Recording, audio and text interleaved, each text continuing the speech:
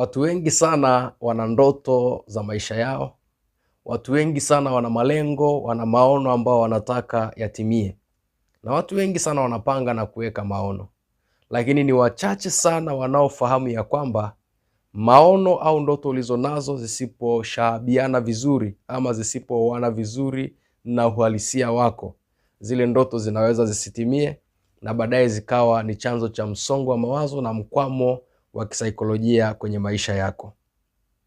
Mwanasaikolojia Carl Rogers ni miongoni mwa wale wanasaikolojia wa awali kabisa ambao waliweza kuweka misingi mbalimbali na falsafa mbalimbali ambazo zinaweza kutumika katika saikolojia na ustaarabu wa maisha.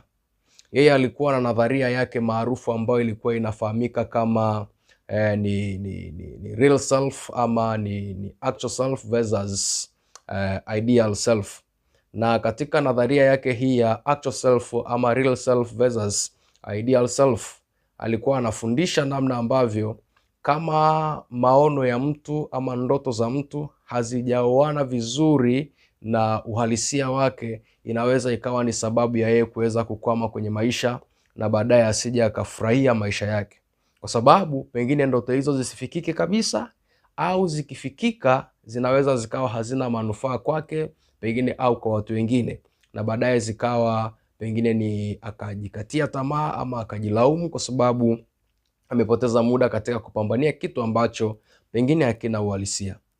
Lakini si tu Carl Rogers aliyetoa hiyo wazo, lakini pia hata katika Biblia, kitabu cha Luka mlango wa 14 mstari wa 28 na wa 29, Biblia inasema ya kwamba maana ni nani kati ya ninyi kama akitaka kujenga mnara asiyeketi kwanza na kuhesabu gharama, kwamba anavyo vya kumalizia, asije akashindwa kumaliza baada ya kupiga msingi. Watu wote waonao wakaanza kumdhihaki. Kumbe hata Biblia yenyewe inatamani watu wanapoweka maono, wanapoweka malengo, angalau yaweze basi kushahabiana ama yaweze kuwa na mahali pazuri pa kuanzia kulingana na hali walizonazo.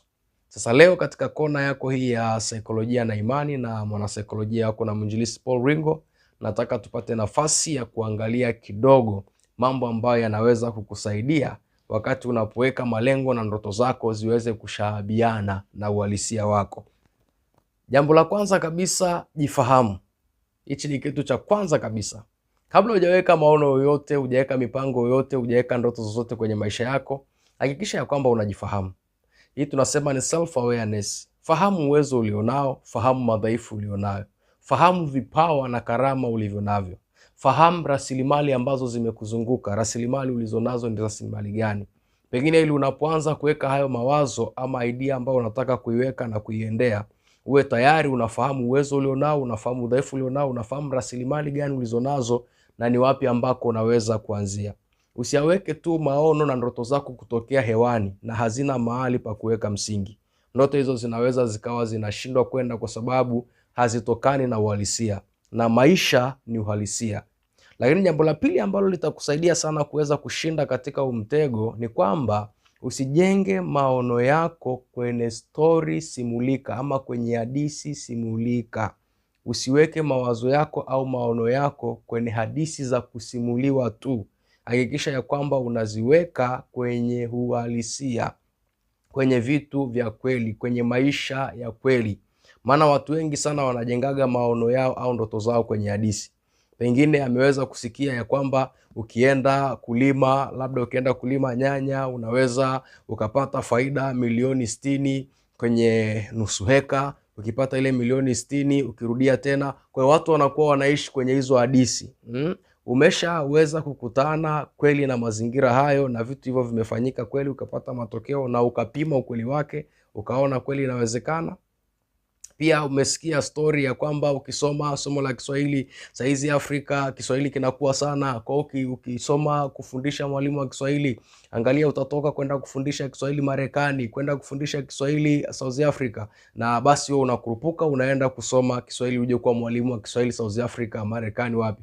Ni story, sawa, inaweza ikawa na uhalisia, lakini inaweza ikawa ni kweli, lakini una namna ambavyo unaujua ukweli wake ndani yake hilo jambo kabla hujalichukulia hatua.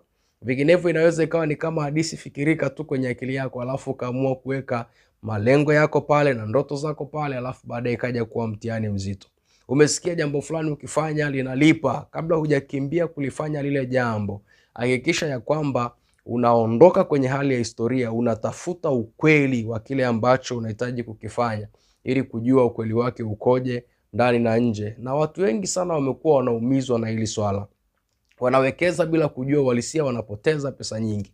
Wengine wanawekeza muda mwingi sana kwenye vitu wanavyovifanya, lakini mwisho wa siku wanakuja kugundua ya kwamba wamewekeza muda mahali ambako ni pa uongo, vile walivyokuwa wanavisikia wala sio vya kweli. Kwa ili maono yako yaweze kuwa yanaambatana vizuri na uhalisia, lazima uhakikishe ya kwamba unafahamu vizuri na unapata ukweli wa kile ambacho unataka kukifanya, na unakiunganisha na ukweli ambao umeupata na ukweli ulioko ndani yako na vipawa vilivyoko ndani yako, ili uweze kushinda huo mtego.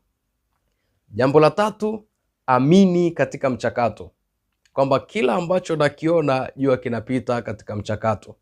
Kwa hiyo ndoto ambazo unakuwa unajiwekea au malengo unayojiwekea au maono unayojiwekea, yaamini ya kwamba lazima pawe na mchakato wa kuweza kuyafikia hayo. Kama hauamini katika mchakato, unafikiria tu katika miujiza, unaweza ukawa na mandoto makubwa kwamba labda kwa baada ya miaka 2 nitakuwa na kampuni kubwa ambayo unahitaji kuwa nayo. Lakini je, unaujua mchakato wa kufikia kuwa na hiyo kampuni kubwa? Pengine ungeujua mchakato halisi ambao unahitajika, usingejiwekea miaka 2, ungeweza kusema labda ni miaka 5 ijayo, au ungeweza kusema ni mwaka mmoja. Kwa ili uweze kuwa na maono mazuri na ndoto nzuri ambazo zitakuwa zinaungana na uhalisia, lakini lazima ndani yako pia ufahamu mchakato ambao unahitajika. Lazima uamini katika mchakato wa kuweza kufikia kile ambacho unakuwa unakitaka. Na ukiweza kuamini katika mchakato, basi utajikuta unaweza kufikiri vizuri, na anzaje kutokea hapa ambako nipo. Mimi binafsi kuna wakati fulani, kuna jambo nilikuwa nahitaji kuomba ushauri mahali fulani. Nikakutana na mtu mmoja ambaye amepiga hatua sana katika hilo jambo ambalo nilienda kuomba ushauri kwake. Na nilipomwambia nakupongeza sana kwa kuwa umefikia mahali pazuri sana, yeye mwenyewe aliniuliza una umri wa miaka mingapi? Nikamtajia miaka nilionayo. Akaniambia mimi nakupongeza zaidi wewe kwa sababu umefikia mahali pazuri kuliko ni mimi. Nikamuuliza how? Akaniambia mimi nikiwa na umri kama wa kwako nilikuwa hata sijapata wazo ya kufanya hili jambo ninalolifanya wakati na umri kama wa kwako. Kwa hiyo kwa umri huu tayari umeshakuwa na hilo wazo na umeshaanza kulifanyia kazi, manake umefanikiwa kuliko ni mimi. Mwisho wa siku akaniambia amini katika mchakato, utafika mbali zaidi. Usiyaone tu matokeo ukayafurahia matokeo kwamba huyu amefikia mahali fulani kwa ukubwa namna hii, basi na mimi natamani kesho kutwa nifikie mahali fulani. No. Utajikuta unaweka vitu ambavyo haviwezekani. Lakini amini katika mchakato, kwamba katika pale ambako uko, lakini kuna mchakato ambao unaweza kukufikisha kwenye lile ambalo unakusudia. Ukiamini katika mchakato na kutafuta mchakato husika, basi hata unapopanga utajikuta unapanga kulingana na uhalisia. Jambo la 4, tafuta na kubali malezi katika kile ambacho unataka kufanya. Yaani katika lolote ambalo lipo kwenye moyo wako, tamanio lolote ama maono yote ambayo unataka kuyafikia, kubali kulelewa, lakini pia tafuta kulelewa na kubali kukaa chini ya malezi kwenye kile ambacho unataka kufanya. Tafuta watu ambao tayari wameshafanikiwa katika hilo jambo na wamefanya vizuri katika jambo hilo au katika wazo hilo. Unajua wapo. Kaa nao chini ili wakupe mawazo, wakupe mipango, wakuonyeshe ABCDs ambazo zinahitajika katika kufanikisha hilo jambo ambalo unahitaji kuliendea. Sasa utakapokuwa umekaa na wale watu ambao wameweza kufanya vizuri, wakawa wanaweza kukuongoza, wanakumenta, utajikuta sasa hata ile mipango na mikakati unaiweka mikakati ambayo itakuwa inatembea kwenye uhalisia. Na watu wengi sana hasa vijana wanapokuwa na mambo makubwa wanataka kufanya, wengi wanashindwa kukaa chini ya malezi ya wale ambao wametangulia na wamefanikiwa. Kushindwa kukaa kwenye malezi ya wale ambao wamefanikiwa, wametangulia, kutakusababisha utembee kama kipofu. Maanake kuna vitu unakuwa unafanya ukiwa unafikiri uko sahihi, lakini kumbe unakosea. Unaweka mipango ukifikiri uko sahihi, lakini unakosea. Jitahidi sana kutafuta watu ambao wameshafanya vizuri na ukubali kukaa chini ya malezi yao ili waendelee kukupa miongozo na njia ambao unaweza kuipita ili usiondoke katika uhalisia, maana maisha ni halisi. Na jambo la 5 na la mwisho, muamini Mungu. Jitahidi sana kumwamini Mungu katika kila ambacho unakifanya, maana Mungu ndiye mwezeshaji wa maono yetu na malengo ambayo tuko nayo. Unapomwamini anaweza kukufanyia njia. Na kitabu cha Ayubu mlango wa 22 na mstari wa 28, Mungu mwenyewe ametueleza kupitia kinywa cha Ayubu ya kwamba nawe utalikusudia neno, nalo litathibitika kwako, na mwanga utaziangazia njia zako. Kwa hiyo muamini Mungu, mtumaini yeye, mshirikishe njia zako, na yeye anaweza kukusaidia kufika pale ambako unaenda. Kwa hiyo haya mambo ukiyazingatia yatakusaidia sana kuondokana na ile hali ya kuwa na maono ambayo hayaunganiki na uhalisia. Na haya tuliyotaja na mengine mengi ambayo pengine unaweza kuwa unayafahamu, yatakusaidia kuunganisha ndoto zako na uhalisia wako, na mwisho wa siku zikawa ni ndoto zinazofikika na zikakuletea manufaa yaliyo bora. Tafadhali sana nikusihi, endelea kusubscribe katika channel yetu hii, lakini share pia kwa wengine, na usiache kucomment na kutoa mawazo yako ili tuendelee kushirikiana vyema katika ujenzi wa fikra na mawazo yetu. Nakutakia kila laheri.